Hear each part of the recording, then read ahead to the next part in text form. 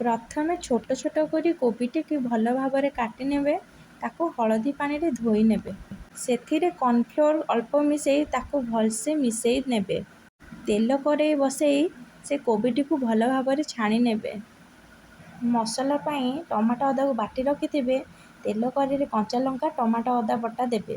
ସେଇଥିରେ ଧନିଆ ଗୁଣ୍ଡ ଆଉ ଜିରା ଗୁଣ୍ଡ କରି ପାଉଡ଼ର ମିଶାଇ ଭଲସେ ଗୋଳେଇ ନେବେ।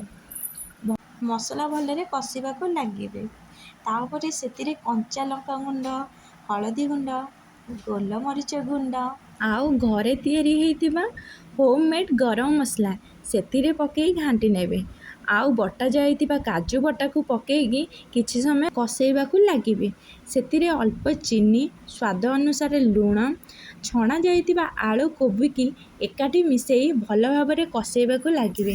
କଷି ହେଲା ପରେ ସେଥିରେ ପାଣି ଦେଇ କିଛି ସମୟ ଛାଡ଼ିଦେବେ। ତାପରେ ରେଡ଼ି ହେଇଯିବ ଆମର ସ୍ୱାଦିଷ୍ଟ କୋବି କରି ବିନା ପିଆଜ ରସୁଣ।